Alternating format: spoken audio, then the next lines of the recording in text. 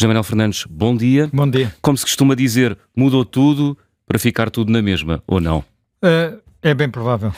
Quer dizer, é bem provável, mas eu creio que apesar de tudo, não deverá ficar tudo na mesma, diria eu. Podemos, obviamente, ter surpresas. Porque é que eu digo que poderá não ficar tudo na mesma? Porque acho que há um cenário de que se tem falado pouco que pode mudar alguma coisa. E esse cenário de que se tem falado pouco e que pode mudar alguma coisa é a AD mais Iniciativa Liberal somarem mais deputados que a esquerda toda junta. Isso pode fazer alguma diferença? Pode. Quer dizer, não garante a estabilidade, porque fica tudo nas mãos do Chega, mas transfere para o Chega um tipo de responsabilidade que o Chega hoje não tem. Portanto, talvez permita um caminho ligeiramente diferente daquele que tivemos até hoje. Sendo que no limite, e de acordo com sondagens, com alguns dos últimos estudos eleitorais, é até possível que a AD sozinha tenha mais votos que a esquerda toda junta, o que também criaria uma situação diferente.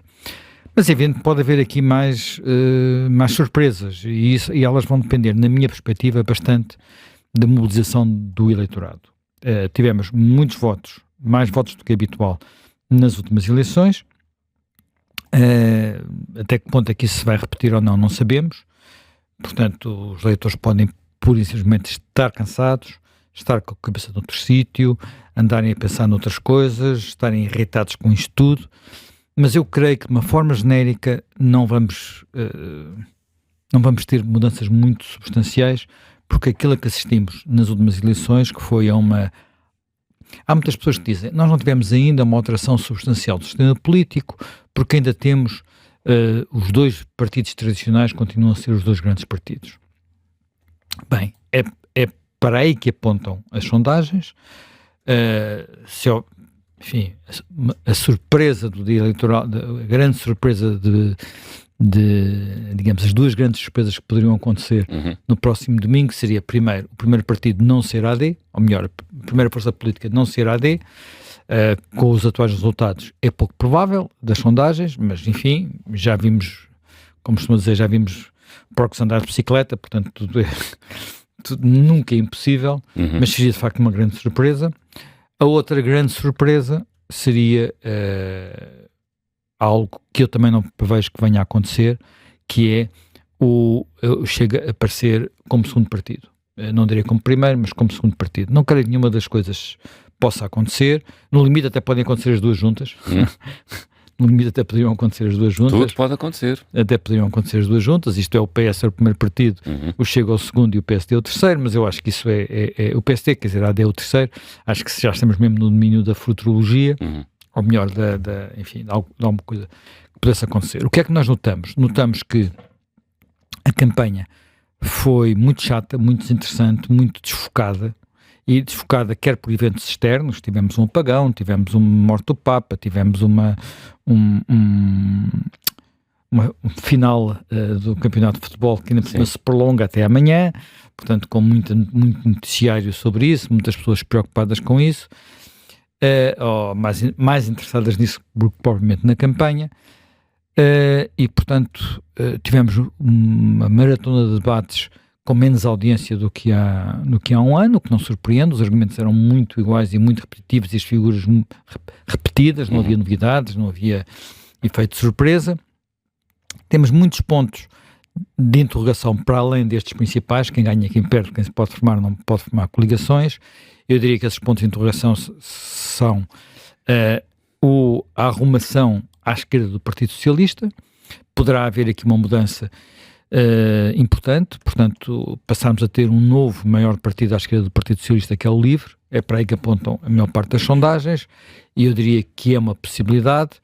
Tem muito a ver com aquilo que me parece estar a acontecer, que é o esvaziamento do Bloco de Esquerda. O LIVRE está a ocupar um pouco o espaço urbano do Bloco de Esquerda, e o Bloco de Esquerda, até pelas características da sua líder, está a ficar acantonado na extrema-esquerda mesmo, não é? Portanto, na esquerda mais radical, mais dura, naquilo que é a sua genética. Até o próprio facto de terem ido buscar os velhos fundadores quando falo em velhos fundadores, estou a falar de pessoas que são da minha geração. Portanto, exceto o Fernando Rodas, que é um bocadinho mais velho, Francisco Louçã é um ano mais velho que eu, e creio que o Luís Fazenda ou tem a minha idade ou também é um ano mais velho que eu. Portanto, foram os fundadores do Bloco. Falta um que já não está entre nós e que esse era um ano mais novo que eu, Miguel Portas. Portanto, 1 ou 2 anos mais novo que eu. São pessoas que eu conheci, a maior parte delas, de facto, ainda no período da Revolução, com quem até alguns deles conheci antes de 25 de Abril, portanto, e aliás fui preso uma vez com o Miguel Portas, portanto...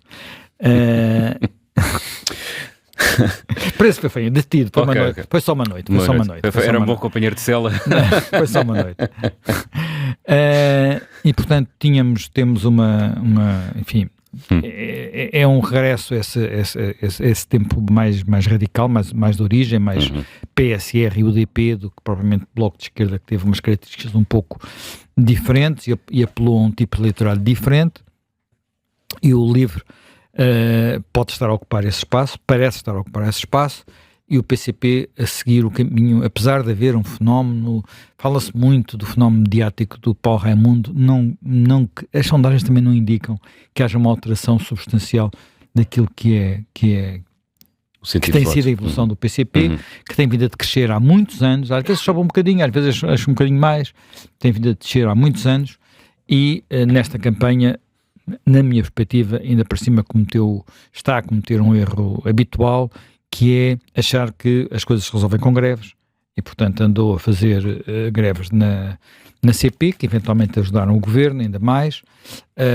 Estas greves não tiveram as características da convulsão social e dos problemas que vinham na anterior campanha eleitoral, em que tínhamos o problema dos médicos, o problema dos professores, o problema dos polícias, e todos eles com a percepção de que o governo não os queria resolver, e não estava a resolvê-los. E ainda por cima, problemas que tinham uma expressão sindical que já não era apenas a CGTP, os sindicatos da CGTP, os sindicatos do Partido Comunista, com exceção porventura dos professores, onde o principal sindicato ainda era a FENPROF, mas não era assim nos médicos, não era assim nos enfermeiros, não era assim nos polícias, sobretudo. Portanto, havia um ambiente muito, muito diferente. Agora, ainda hoje reparei, há mais uma greve hoje, não é? Eu vim tranquilíssimo por aí, minha viagem, depois de vários dias muito conturbados de trânsito, hoje foi uma maravilha, e agora vejo, há mais uma greve da função pública, extraordinária. Aquelas greves maravilhosas, à sexta-feira, que acho que só agradam, quer dizer, mas que são greves que, por exemplo, na educação perturbam imenso o sistema. Claro. Perturbam imenso o sistema, sem os pais perceberem, porque nos professores já havia um entendimento do que estava em causa. Agora é o quê que querem mais? Quer dizer, uma greve da função pública. Da Carriza, 12 de junho. Lisboa, véspera de Santo António. Exato. São estas greves completamente oportunistas, mas que só beneficiam, por regra, quem está no governo. Neste momento, quem está no governo é a AD, portanto, o PCP tem vindo a ajudá-la, digamos assim. Portanto, temos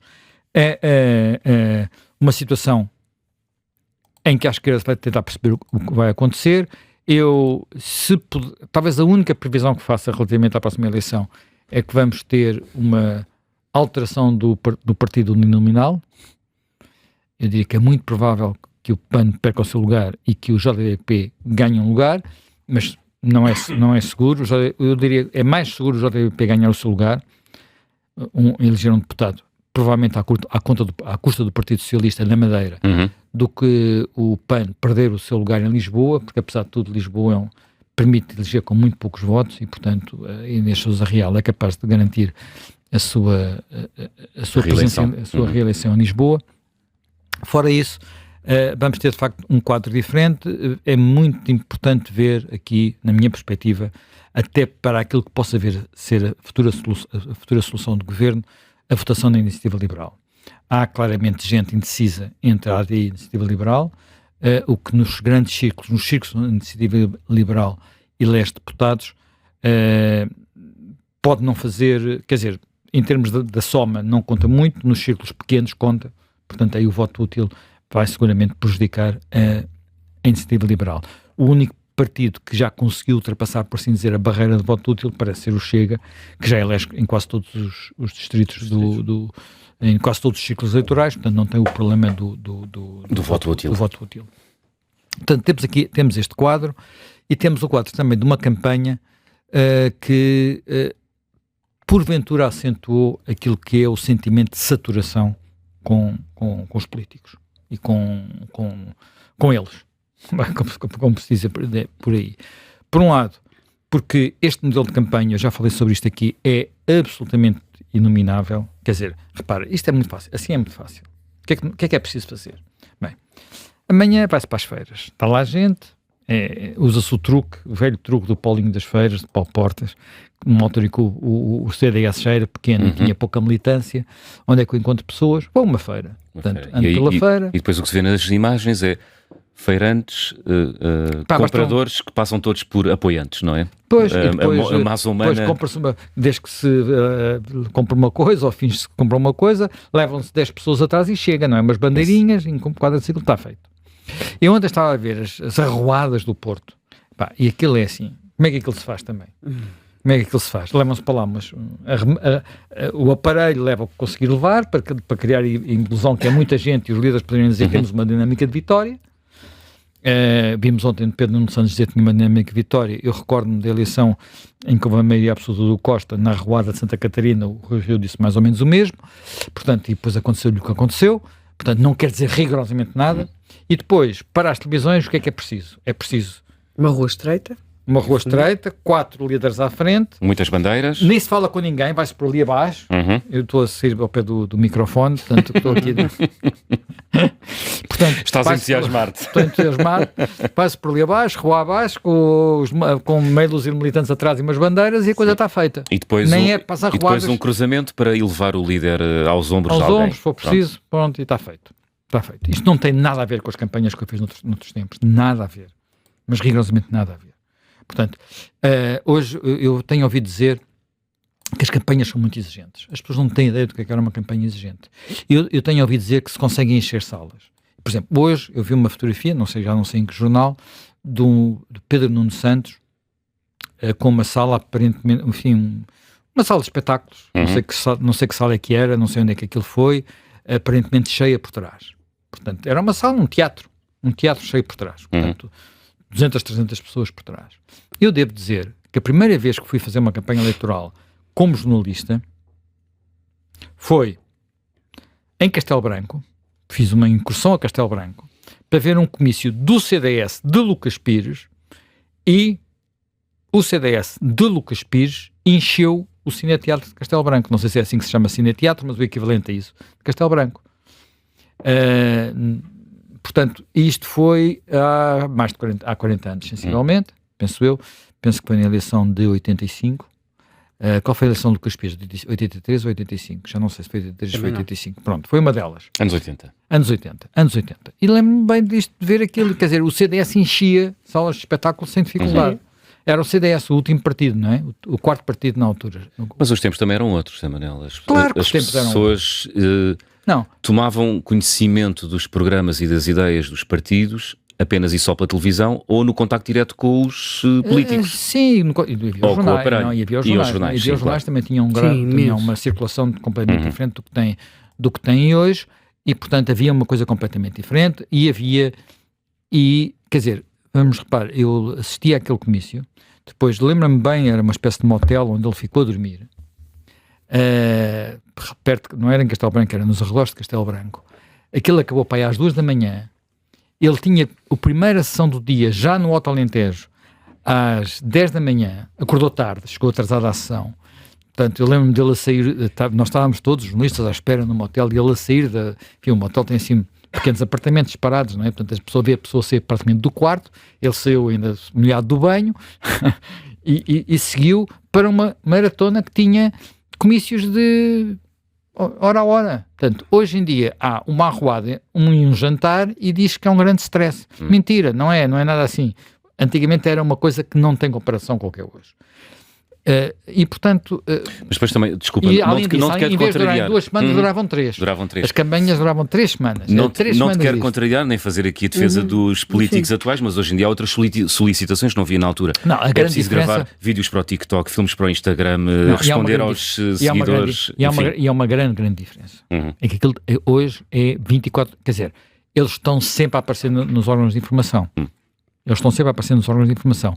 Eu fiz campanhas eleitorais, eu na altura trabalhava num jornal semanário, mas seguia a campanha da manhã à noite, porque não sabia o que é que podia acontecer, não é? E havia campanhas onde as coisas às vezes aconteciam sem nós esperarmos. Marinha Grande, Mário Soares, estava lá um fotógrafo num semanário, Rui Ochoa, Expresso, que tirou aquela fotografia famosa. Não estava mais ninguém.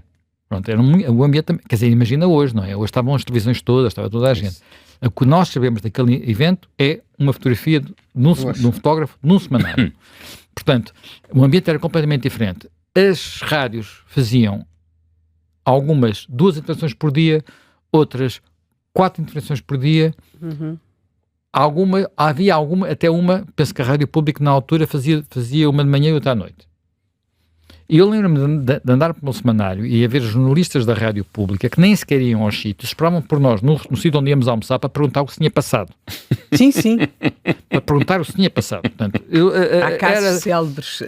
Tudo era muito diferente do que é hoje, não é? Sim. Tudo era muito diferente do que é hoje. E havia tempo para almoçar e jantar. Quer dizer, os jornalistas, não é? Portanto, tudo era bastante diferente. Agora, manter este modelo que nós temos hoje, em que isto começa de manhã no mercado, à tarde há uma arruada e à noite é um jantar, e depois, às vezes, quando a coisa está mais composta, arrisca-se o comício, pronto, nos grandes centros urbanos, Sim. é diferente e não permite fazer uma coisa que nós na altura também tínhamos percepção. Não havia tantas sondagens, mas tínhamos percepção, que era a temperatura da campanha, a temperatura da rua, perceber se havia ou não uma dinâmica. E por isso, por exemplo, as campanhas eram feitas de forma, os profissionais, e havia gente que fazia isso muito bem feito nos vários partidos, que era, a campanha começava nos sítios mais pequenos, onde havia menos gente. Ia crescendo. E ia crescendo, não só para ir para os sítios onde havia mais eleitores, mas também para ir ganhando, para os jornalistas terem a ilusão que aquilo estava em crescendo. Às vezes era ilusão, mas era essa a perspectiva. Agora, eu vi campanhas em que aquilo começou virtualmente do nada e acabou em apoteose. Vi uma campanha assim, a primeira campanha do PRD, que eu fiz essa campanha. Portanto, começou toda a gente a achar que ia ter 2%, tiveram 18%, salvo erro.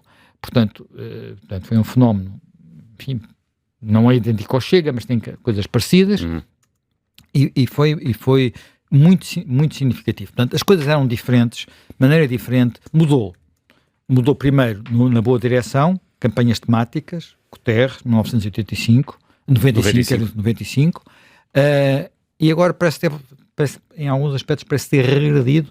Eu acho que em parte também por culpa da forma como os mídias fazem isto, em que é necessário sempre uma reação, um comentário, qualquer coisa, e às vezes muito sob a espuma do noticiário da véspera. Sim, e sempre à procura dos momentos da campanha, não é? E com pouca capacidade de ir, e dificuldade em ir, apesar de haver na parte da comunicação social esforço nesse sentido, mas não há muita parte de alguma comunicação social de ir, de facto, aos temas que são temas, eu diria, fraturantes em termos de políticas, não é? Portanto, nós falámos de segurança social para dizer que ia ser para o PS assinar com medo e para a AD dizer não tenham receio. Mas não se discutiram os problemas do sistema, não se discutiu o relatório que entretanto saiu, feito ainda por uma comissão do Partido Socialista, ou melhor, de um governo do Partido Socialista, em que entretanto está em revisão. Falou-se do seu conteúdo? Não se falou. Nem sei se os candidatos têm bem noção do que lá está dentro. Aliás, nós fizemos aqui um programa sobre esse relatório e não é bem, se calhar, aquilo que as pessoas esperavam. Exatamente, porque um relatório chama a atenção para problemas que a gente sabe que vão existir. Que a gente sabe que vão existir. Quer dizer, e que, por exemplo, não encaixam bem na narrativa dos partidos, sobretudo dos partidos à esquerda, mais à esquerda. Habitação. Olha, houve um partido que nunca tirou isso da campanha. Mas foi para propor uma coisa radical, que foi o Bloco de Esquerda. Os outros não falaram muito, até porque têm capacidade de resolver os problemas e não têm capacidade de dizer aquilo que é o essencial. Apesar de tudo, a Iniciativa Liberal falou um bocadinho. Sobre saúde, serviu para tirar para tirar bombardas de um lado para o outro, não é? E ainda ontem foi tema na campanha do Partido Socialista, mas, quer dizer, a pessoa que ontem foi dar a cara pelo Partido Socialista foi o anterior gestor executivo do SNS e é preciso perguntar-lhe o que é que ele deixou, o que é que ele resolveu, o que é que ele fez, não é? Portanto, ele era um bom gestor do Hospital de São João, no Porto, do Hospital de São João do Porto, mas depois, o que é que fez? Criou umas OLS, criou umas coisas, não sei o que, o que é que mudou? O que é que mudou? Não mudou nada de facto substantivo, porque da maneira como está não vai mudar, enquanto se mantiver este discurso